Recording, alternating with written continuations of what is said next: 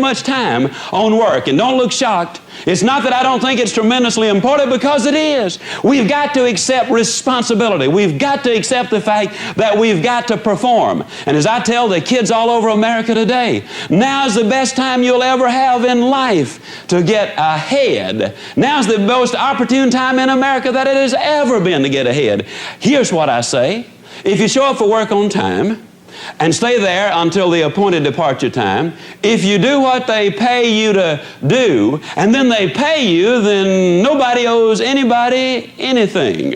Now, if you want a raise, get there a few minutes early. Ask for extra things to do. Be cheerful and positive and optimistic and helpful. Don't goof off and try to get out of work. Deliberately seek the boss to find extra work, and then I will absolutely guarantee you a raise in short order. Now, your current employer might not be the one to give you the raise. But somebody down the street's going to see what you're doing, and they're going to say, that's the boy I want working for me. That's the girl I want working for me, because he or she are doing more than they're paid to do. That's the way you get a raise. Oh, don't misunderstand. You got to work. You can't be like this old boy down home. And you're going to find out earlier there are an awful lot of old boys down home. Somebody, at least there were when I was down there, somebody asked him how long he'd been working for his company, and he said, ever since they threatened to fire me. So that's about the size of it, yeah? But here's what we've discovered. If you got a good self-image, if you have your goals set in life, if you've got the right mental attitude, nobody has to tell you, go to work. That just follows naturally. So this is what we're going to work on. And you got to have a desire to succeed. You can't just casually want the good things in life. It's got to become a passion for you. Your dream has got to be more than just an idle thought. You got to be willing to build the foundation under it, and that's for sure. Now, we're going to be taking these steps, and quite obviously, ladies and gentlemen, I believe that these steps are what is necessary. But let me identify to you what one of the major problems in America is. One of the problems is, you see, we have said to people, all of these things are available. We've shown them the big homes, the big cars, the swimming pools, the jet set, the style of living that a lot of people say, yeah, I'd kind of like that. And then on the other side of the ledger, we have said everybody not only can get these things, but everybody deserves these things. America is a rich and affluent land, and everybody can get them. Then we have another segment of society that says that crime is caused by poverty. With one segment saying you deserve these things and you ought to have them, and another segment saying that crime is caused by poverty, we subliminally, subconsciously plant a thought. Don't wait to get it.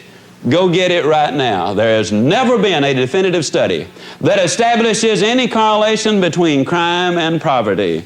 During the Great Depression, the crime rate was much lower in 1939 than it was in 1930, at the end of a decade of the roughest depression our country has ever had. So what we're saying is, let's start climbing some steps. You see, we could draw you an elevator to the top, but I'd have to be honest and say the elevator doesn't work. You're going to have to start taking these steps, and you're going to have to take them one at a time. But I've discovered that people don't mind taking the steps. If you tell them where they are, show them how many there are, and then tell them exactly how to climb the steps. But you see, you gotta climb the steps. You can't skip them.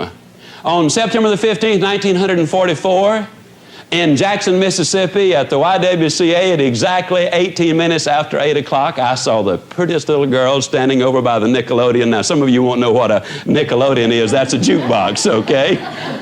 And I thought to myself, boy, what I'd really like to do is I'd like to go over there and I'd like to grab her in my arms and I'd like to start hugging her and kissing her right now. That's exactly what I wanted to do. But if I had, she wouldn't be sitting here as my wife of over 30 years today, because I would have skipped too many steps. So I did something real original. I walked up to her and I said, hi. And she said, high. And the first thing you know, since it was a dance, there we were, a little YWCA dance, and we were dancing. And I got a telephone number that night, and we had a lot of telephone calls. And then one day I said, hey, we ought to be going out. And she said, okay.